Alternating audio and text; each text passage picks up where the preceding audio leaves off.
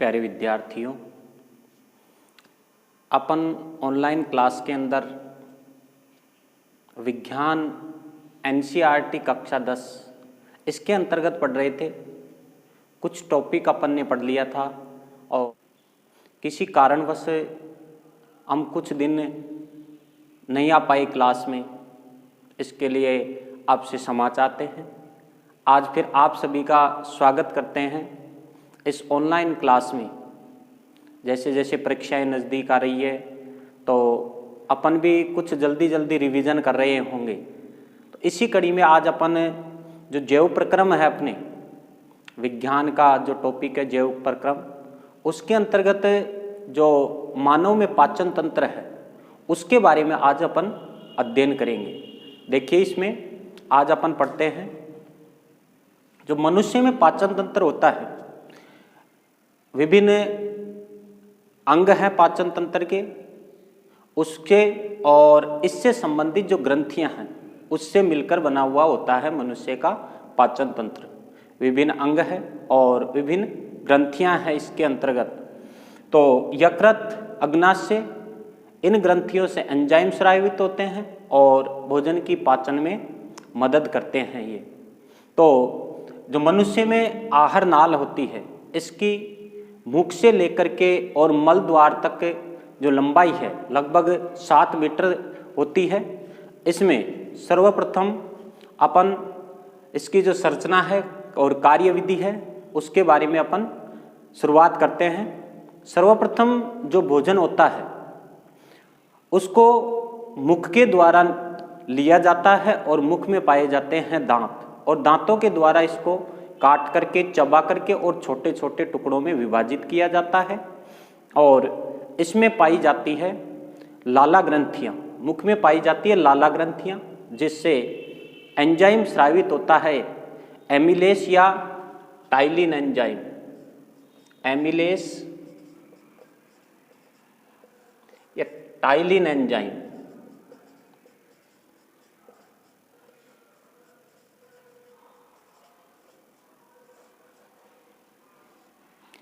ये क्या करता है कि भोजन के जो जटिल पदार्थ होते हैं, कार्बोहाइड्रेट जैसे मंड है, तो इसको परिवर्तित कर देते हैं सरल शर्करा में। कार्बोहाइड्रेट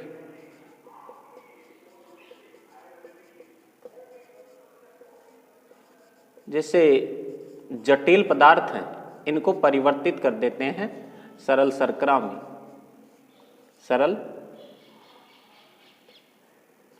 शर्करा में। और भोजन के साथ आए हुए कुछ हानिकारक सूक्ष्म जीव है उनको भी नष्ट कर देते हैं। और जो लार पाई जाती है मुख में जो लार पाई जाती है, भोजन में मिलाने का जो कार्य करती है लार को जीभ का कार्य होता है, और जीभ पाई जाती है अपने मुख गुहा के अंदर। और जो भोजन होता है उसमें लार को मिला करके और लुगदी बनाई जाती है, और लुगदी कहाँ, जो मुख होता है वहाँ से आमाशय तक पहुँचती है, और आमाशय तक पहुँचाने का जो कार्य करती है ग्रसिका के द्वारा किया जाता है। ग्रसिका से और भोजन कहाँ पहुँच जाता है, आमाशय में पहुँच जाता है। अब आमाशय में भोजन को अम्लीय बनाने का कार्य किया जाता है, भोजन को अम्लीय बनाने का कार्य किया जाता है। यहाँ पर अम्लीय बनाने का जो कार्य होता है वो HCl के माध्यम से किया जाता है। HCl से इसको अम्लीय बना दिया जाता है। इससे क्या होता है कि जो HCl होता है सूक्ष्म जीवों को नष्ट करने का कार्य करता है। पहला तो सूक्ष्म जीव,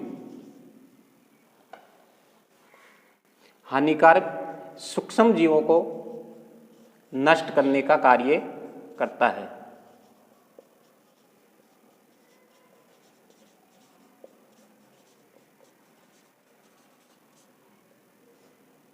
दूसरा कार्य होता है इसका भोजन को मुलायम बनाने का कार्य करता है ये।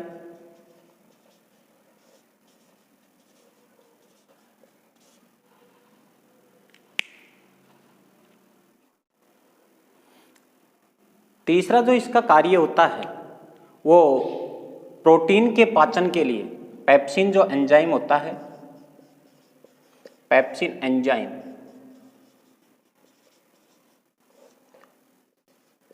के लिए अम्लीय माध्यम तैयार करता है।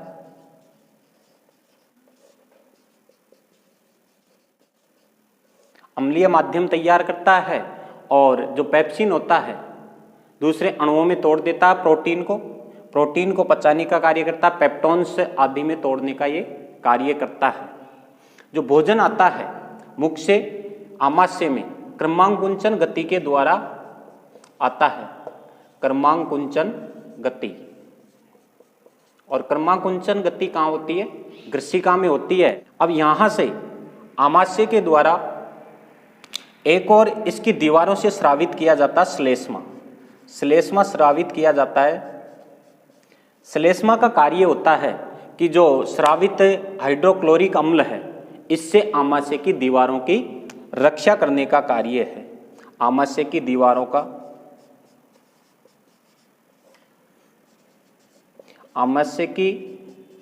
दीवारों का HCl अम्ल से रक्षा करने का कार्य है।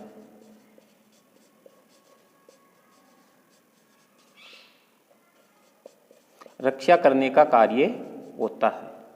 अब इसके बाद में जो भोजन है यहाँ से क्षुद्रांत्र में पहुँचता है। क्षुद्रांत्र आहार नाल का सबसे बड़ा भाग होता है और जो ये भोजन है अवरोधनी पेशी के द्वारा नियंत्रित होता है। आमाशय से क्षुद्रांत्र में जब पहुँचता है तो इसके द्वारा भोजन थोड़ी थोड़ी मात्रा में क्षुद्रांत्र में पहुँचता जाता है। अब क्षुद्रांत्र में यहाँ जो भोजन है उसका पाचन प्रारंभ हो जाता है और यहाँ पर जो पाचन होता है क्षुद्रांत्र में मुख्यतः कार्बोहाइड्रेट,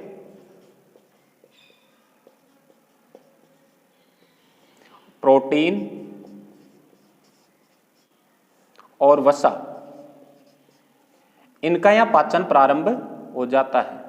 क्षुद्रांत्र में इनका पाचन प्रारंभ हो जाता है और इसके लिए जो पाचन प्रारंभ हो जाता है तो कौन कौन से जो अवयव होते हैं इसके अंतर्गत और कौन कौन से इसमें एंजाइम स्रावित होते हैं देखते हैं। यहाँ जो भोजन आ जाता है क्षुद्रांत्र में तो यहाँ यकृत से पित्त लवण स्रावित होता है और पित्त लवण छोड़ा जाता है क्षुद्रांत्र में। पित्त लवण क्या करता है कि जो भोजन होता है उसको क्षारीय बनाने का कार्य करता है। पित्त लवण का जो कार्य है क्षारीय बनाने का, भोजन को क्षारीय बनाता है और जो पित्ताशय होता है इसमें पित्त का भंडारण किया जाता है और यकृत से ये पित्त नली के द्वारा और पित्ताशय से जुड़ा हुआ होता है। तो पित्त का जो भंडारण किया जाता है पित्ताशय में किया जाता है और यकृत से पित्त लवण का निर्माण किया जाता है। इसको क्षुद्रांत्र में छोड़ा जाता है जो भोजन को क्षारीय बनाने का कार्य करता है और वसा को, दूसरा इसका जो कार्य है वसा को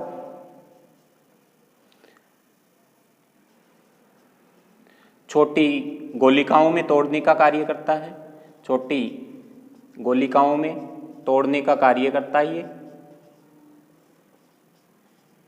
छोटी गोलिकाओं में तोड़ने का कार्य करता है।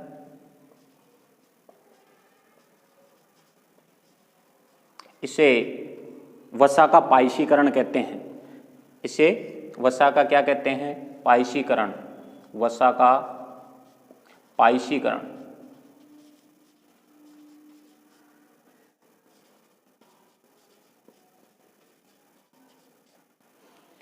यहाँ से अग्नाशय रस होता है वो इसमें स्रावित कर दिया जाता है। अग्नाशय रस अग्नाशय के द्वारा इसमें छोड़ दिया जाता है वृद्धांत्र में। अग्नाशय रस में जो लाइपेज एंजाइम होता है, इसमें अग्नाशय रस में लाइपेज एंजाइम होता है। लाइपेज एंजाइम, अब इसका जो कार्य होता है, इसका होता है कि जो वसा होती है उसको किसमें परिवर्तित करता है? वसा अम्ल और ग्लिसरॉल में। वसा को किसमें परिवर्तित कर देता है? वसा अम्ल और ग्लिसरॉल में। वसा अम्ल और ग्लिसरॉल में परिवर्तित करने का कार्य करता है। वसा अम्ल और ग्लिसरॉल में परिवर्तित कर देता है अग्नाशयी रस भोजन को।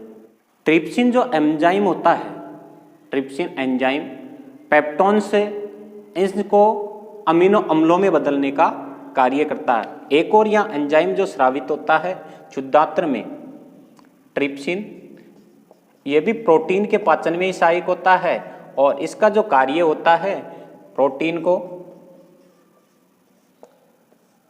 अमीनो अम्ल में बदलने का कार्य करता है। प्रोटीन को किस में बदलता है ये? अमीनो अम्ल में। अमीनो अम्ल में पेप्टोन्स को इनको ये अमीनो अम्ल में बदलने का कार्य करता है ट्रिप्सिन। इसके बाद में जो भोजन है, यहाँ पर जो भोजन है उसका पाचन होता है और पाचन के बाद में भोजन का अवशोषण भी प्रारंभ हो जाता है। यहाँ जो भोजन का पाचन होता है उसका अवशोषण भी होता है। इसके लिए क्षुद्रांत्र में दीर्घरोम पाए जाते हैं, क्षुद्रांत्र में पाए जाते हैं दीर्घरोम पाए जाते हैं जिसे सीलिया कहते हैं। और इनमें क्या पाई जाती है? रुधिर वाहिकाएं पाई जाती है। रुधिर वाहिकाएं भोजन को अवशोषित करने का कार्य करती है और रुधिर वाहिकाओं के माध्यम से भोजन शरीर की विभिन्न कोशिकाओं तक पहुंचता है और जो दूसरे ऊतक होते हैं उनकी मरम्मत करने का कार्य भी यहाँ से होता है। अवशोषण का कार्य भी हो जाता है। यहाँ पर जो दीर्घरोम होते हैं सतही क्षेत्रफल को बढ़ाने का कार्य करते हैं। सतही क्षेत्रफल को बढ़ा देते हैं जिससे भोजन का अवशोषण आसानी से हो जाता है। दीर्घरोम के माध्यम से इनमें रुधिर वाहिकाएं पाई जाती है, यहाँ से शरीर के दूसरे अंगों तक पहुँचा दिया जाता है। यहाँ के बाद में जो भोजन है अर्धपचित अवस्था में और पहुँच जाता है वृद्धांत्र में। वृद्धांत्र में पहुँच कर के भोजन यहाँ पर जल का अवशोषण हो जाता है। इसमें भी क्या पाए जाते हैं? दीर्घरोम पाए जाते हैं। जल और खनिज लवण का अवशोषण होता है वृद्धांत्र में, इसमें भी पाए जाते हैं दीर्घरोम पाए जाते हैं। इनके द्वारा भोजन का अवशोषण कर लिया जाता है जल और खनिज लवणों का। यहाँ से जो अर्धपचित भोजन होता है वो कहाँ इकट्ठा हो जाता है? मलाशय में इकट्ठा हो जाता है। मलाशय में इकट्ठा हो जाता है और समय समय पर इसको गुदा द्वार के द्वारा या मल द्वार के द्वारा इसको बाहर त्याग दिया जाता है। और मल को बाहर त्यागने के लिए जो पेशियां पाई जाती है यहाँ पर पाई जाती है, इसमें अवरोधनी पेशियां मल त्यागने को नियंत्रित करती है। अवरोधनी जो पेशियां पाई जाती है मल त्यागने को नियंत्रित करती है। देखिए ये था अपना पाचन तंत्र और परीक्षा की दृष्टि से बहुत ही महत्वपूर्ण है। एक बार फिर देख लेते हैं अपन इसको। मुख्य भोजन में छोटे टुकड़ों में तोड़ दिया जाता है दांतों के द्वारा और जो लाला ग्रंथियां होती हैं उनसे एमिलेस या टाइलिन जो एंजाइम है वो स्रावित होता है और भोजन में पाए जाने वाले जो जटिल पदार्थ हैं, जटिल शर्कराएं हैं, उनको सरल शर्कराओं में तोड़ने का कार्य करता है। और भोजन के साथ आए हुए जो सूक्ष्म जीव हैं उनको नष्ट करने का कार्य भी ये करता है। सूक्ष्म जीवों को नष्ट करने का ये कार्य भी करता है। यहाँ से जीव्या होती है, जीव्या भोजन को लार में मिला देती है और इसके बाद में भोजन लुगदी के समान मुलायम बन जाता है और यहाँ से जो भोजन है आसानी से ग्रसिका के माध्यम से आमाशय में पहुँच जाता है। और जो ग्रसिका में क्रमांकुंचन गतियाँ होती है, इससे क्रमांकुंचन गतियाँ होती है, क्रमांकुंचन गति के द्वारा भोजन आमाशय में पहुँचता है। आमाशय में जठर ग्रंथियों के